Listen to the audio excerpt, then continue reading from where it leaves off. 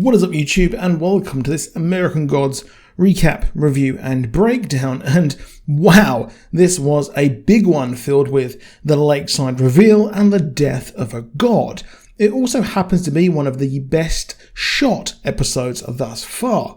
So if you enjoyed the video, then please do drop a like down below and subscribe with notifications on to never miss a video. We open with Cordelia driving as an advert plays for the Shard app.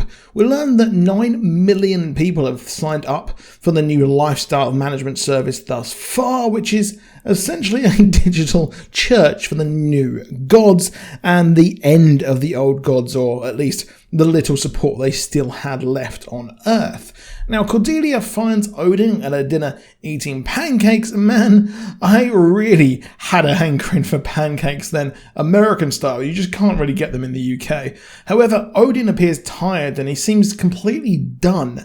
And I expect that he knew the end was coming, as he says he'll sleep when he's dead, but he also has an ulterior motive. Book readers, you know what I'm talking about. We then see Laura, well, she is with Liam as they're driving with the spear, and he agrees to show her how to use it, as she will use it to kill Odin. And boy, these two were a joy to watch. I think instead of Salim, these two should have maybe found each other a lot earlier, as their scenes were really cool, as he teaches her to find the balance with a spear and eventually gives her his new coin on loan so that she doesn't miss and kills Odin. She wants to feel wanted one last time, but she really decides against it, as she's only really chasing the last time she was intimate with someone, which was with Robbie, and really she feels like she shouldn't be chasing that, as that was the thing that led her to ruin.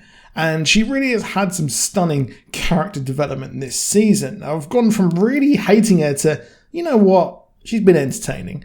Not only do we have those great scenes this episode, but some very cool stuff with Lakeside as that chapter now comes to a close. Shadow is walking through the ice festival after finally returning to Marguerite, and it's sad that he couldn't find love, as his true nature keeps leading him away from the love which is waiting for him, as we learn that Derek is unfortunately dead by suicide after the reveal last week that he was the panty snatcher and he liked wearing women's clothing. It's likely that he did do it himself, but it's clear that something is amiss, as Derek seemed okay to them, at least after what happened, and there are suspicions as well, as there was a coat in his closet pointing everything at him, which of course we know is a complete setup. There wasn't much Tech Boy this episode, as he simply wakes up after pretending to be under the VR machine with Mr. World, weirdly saying he'll return to have a special time with him, and Tech Boy uses the guards to look for artifact number 1, which I'd imagine we will find out what is next episode, maybe even leading to a big cliffhanger perhaps, and the success of Shard being in the balance. Of course, things like Shard are a bit of a weird one, because a lot of the tech stuff didn't really exist when the book first came out. But Shadow heads to Marguerite and says how he thinks something's up with these missing kids, and he even drops Sandy's name, which he realises is a bit harsh, as he says he's not replying to her, as well Sandy's missing and she becomes angry. I did like this, but with so many different storylines and directions that Shadow has gone this season, it's really hard for me to really care that he's not with Marguerite, making the effectiveness of the scenes this episode a bit muted.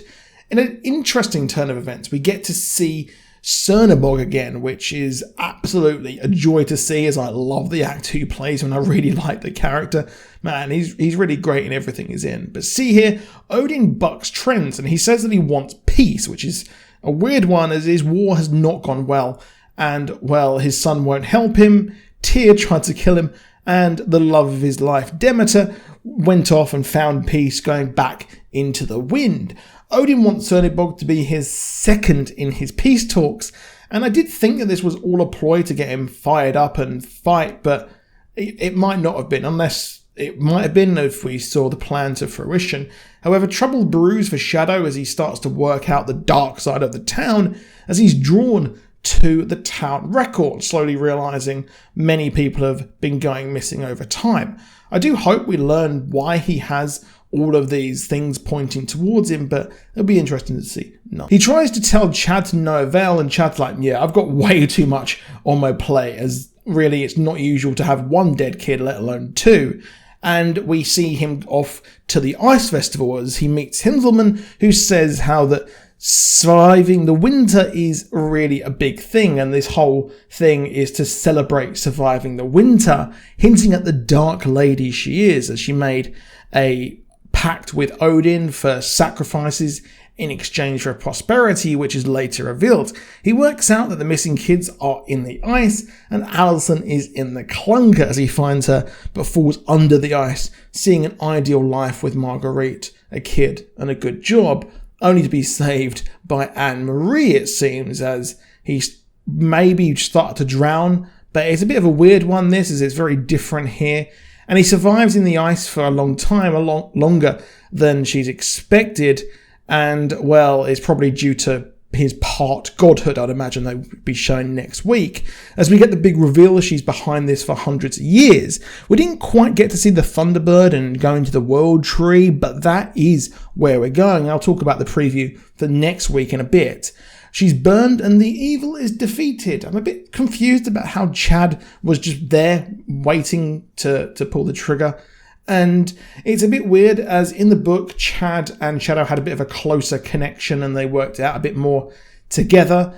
And, well, it's interesting, but, well, if the evil is defeated, it does seem like, well, yes, Lakeside is going to have a risk of having a real danger from the outside world.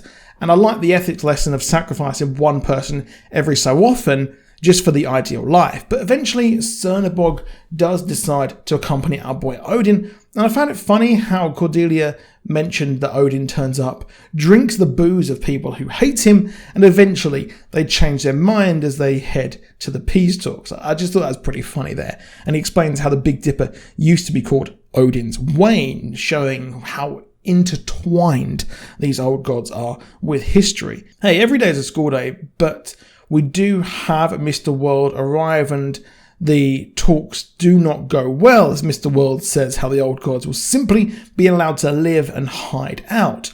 Not quite what our boy Odin wanted, where he suggested about working together, but it's evident that just won't happen. But whole book readers, I can't wait for the mega twist here, as Lyra arrives just as the talks are over, and Cernabog wants to fight with or without Odin, and they move to the second day of the talks, but Laura's there with a spear and throws it with the coin as Cernabog attacks Liam. But I love the scene as she throws Liam the coin as he escapes, and Odin is done and dusted, and Shadow knows this as he sees his ravens. I expect we will have a civil war there within all the gods, and that Odin will have his own vigil at the World Tree, leading to the big reveal of just what the heck or who the heck is behind this whole thing. The trailer shows this for next week, as Shadow's being taken to the World Tree to be attached to it, as he will find out Shadow's true nature and what is to come next, as possibly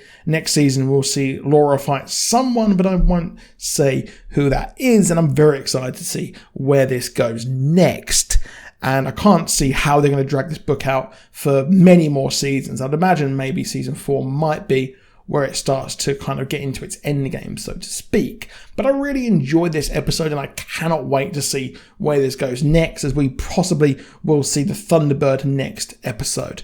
But that is it for this video, so please do drop a like down below. Please do subscribe with notifications on. I will be back on Tuesday with a Snowpiercer video, Wednesday for The Flash, and Thursday a day off, and then Friday we'll be back for Falcon and the Winter Soldier. So please do hit that subscribe button to never miss a video, as I cannot wait for Falcon and the Winter Soldier, and I will be bringing you huge 20-minute episode videos like I did for WandaVision.